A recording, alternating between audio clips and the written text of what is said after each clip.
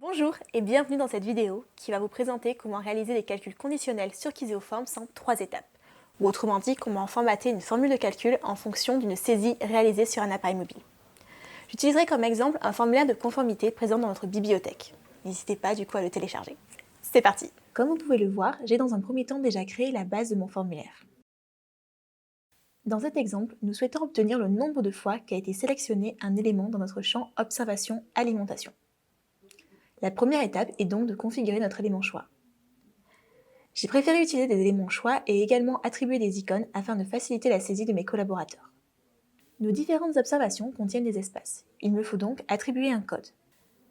Cette information complémentaire ne sera bien entendu pas visible sur l'appareil mobile de notre équipe.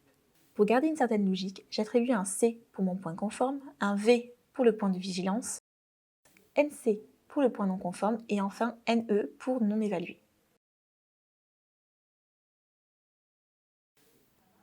Nous passons ensuite à la seconde étape. J'ajoute mon premier champ calcul dans mon tableau. Je le nomme alimentation conforme. Je peux, si je le souhaite, modifier le nombre de chiffres après la virgule. Je le passe à 0. Je vais ensuite dans l'onglet calcul afin d'insérer ma formule. Elle se construit sous la forme « Est-ce que mon champ est égal à cette valeur ?» Point d'interrogation. Si oui, j'effectue cette action, 2 points. Dans le cas contraire, j'affiche cela. Ainsi, j'insère mon champ choix, égal, le code du coup de ma réponse qui est C. J'efface le petit plus juste avant.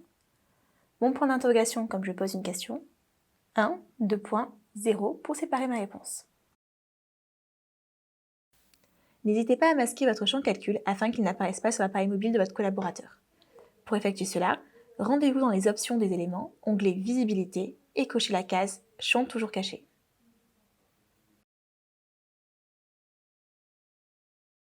Je réitère l'opération pour mes 3 autres possibilités, alimentation sous vigilance, alimentation non conforme et alimentation non évaluée. Je change donc uniquement le code.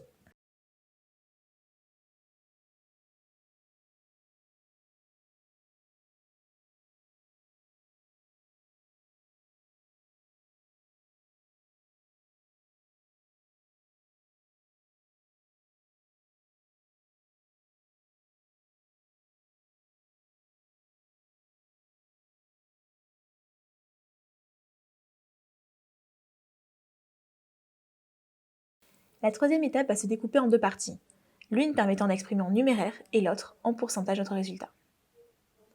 J'ajoute mon premier champ alimentation conforme. Je note 0 au nombre de chiffres après la virgule, puis je passe à l'onglet calcul et sélectionne somme de alimentation conforme. Souhaitant obtenir ce même résultat pour l'ensemble des éléments de ma liste, j'effectue la même opération pour les 3 autres champs.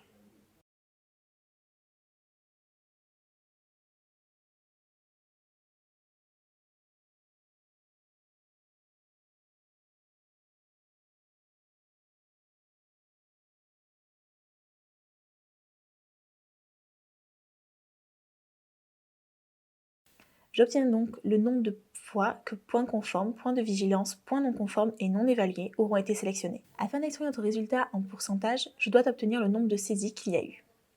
Nous allons donc appeler notre premier champ nombre de saisies. Afin d'obtenir le nombre total, j'additionne mes 4 champs précédents. Nous avons une seconde possibilité afin d'obtenir ce résultat, c'est en additionnant directement les sommes obtenues via l'élément tableau. Nous pouvons donc directement additionner la somme d'alimentation conforme, alimentation sous vigilance, alimentation non conforme et alimentation non évoluée. La partie présente est donc non nécessaire. Nous appelons notre champ calcul pourcentage de conformité et effectuons un classique calcul de pourcentage. Nous sélectionnons donc notre champ alimentation conforme afin de le diviser par le nombre de saisies et le multiplions par 100. Il est également possible d'indiquer la nature de la valeur en ajoutant le symbole pourcentage. Pour cela, nous cliquons sur Ajouter du texte et insérons le symbole pourcentage. Il ne reste plus qu'à répéter l'opération pour l'ensemble de nos éléments. Ainsi, nous obtenons un formulaire qui ressemble à cela. Les calculs conditionnels de Kiséoforms présentent un grand nombre de possibilités, comme par exemple effectuer un calcul si une case est cochée, ou afficher un résultat si un élément est sélectionné dans une liste. N'hésitez pas à dérouler la barre de description afin d'en savoir plus via le tutoriel qui est présent. Cette introduction est maintenant terminée. N'hésitez pas à revenir vers nous si vous avez des questions. et à bientôt dans une prochaine vidéo tuto.